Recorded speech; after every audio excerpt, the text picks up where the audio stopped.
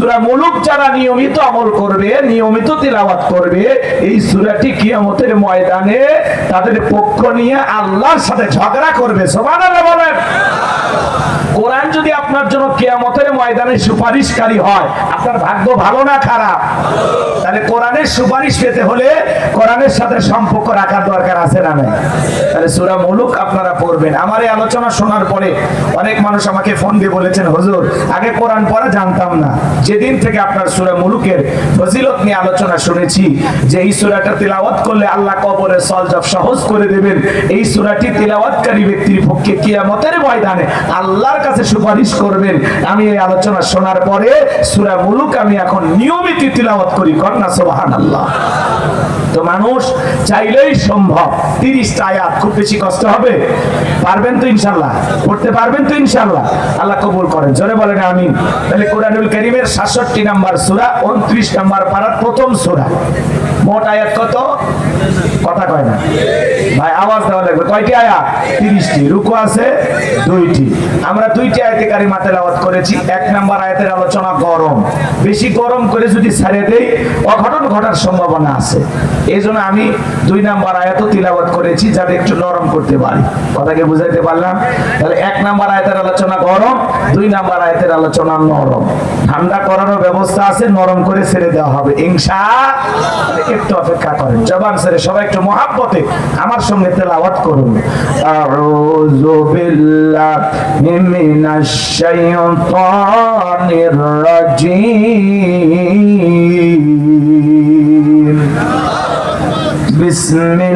বিসমিল্লাহির রাহমানির রাহিম।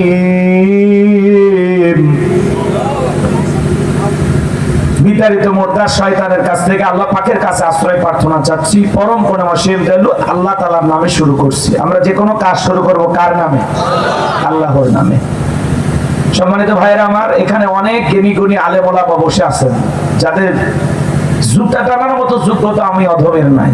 এত বড় বড় আলেম ওলামা এই জায়গায় বসে আছেন। অনেকে ভাবতেছেন চেয়ারে বসে গেছি যে অনেক কিছু, এরকম না। পাথরগুলো যখন সাজানো হয় 20 কেজি থাকে নিচে, এরপরে 10 কেজি, 5 কেজি, 2 কেজি, 1 কেজি, 500 গ্রাম, 200 গ্রাম, 100 গ্রাম, 50 গ্রাম, সবার উপরে থাকে 20 গ্রাম। আমার অবস্থা ওই 20 গ্রাম পাথরের মতো। অনেক জ্ঞানী মানুষ এই জায়গায় বসে আছে। সকলের প্রতি শ্রদ্ধা সম্মান রেখে আলোচনা শুরু করছি। আমার কোনো জ্ঞান নাই, জ্ঞান দেওয়ার মালিক কে? ক্বালু সুবহানাকা লা ইলমা লানা ইল্লা মা আল্লামতানা ইন্নাকা আনতাল আলিমুল হাকীম। বলুন সুবহানাল্লাহ। জ্ঞান দেওয়ার মালিক কে? আল্লাহর কাছে দয়া করুণা ভিক্ষা চেয়ে আপনাদের দোয়া নিয়ে শুরু করছি সূরার নাম মুলুক। মনে থাকবে তো ইনশাআল্লাহ? আমার আল্লাহ রাব্বুল আলামিন বলেন, তাবারাকাল্লাযী বিয়াদিহিল মুলকু ওয়া হুয়া আলা কুল্লি শাইইন কাদির।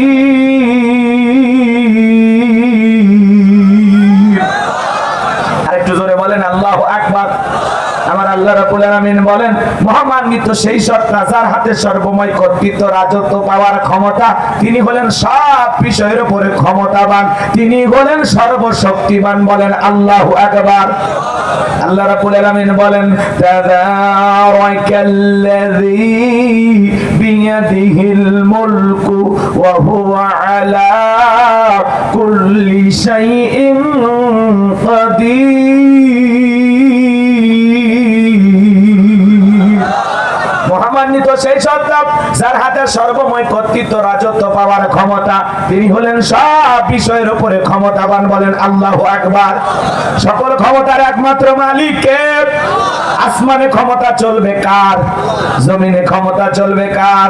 আসমান জমিনের একচ্ছত্র মালিকানা কার? লিল্লাহি মুলকুস সামাওয়াতি ওয়া মা ফিল আরদ।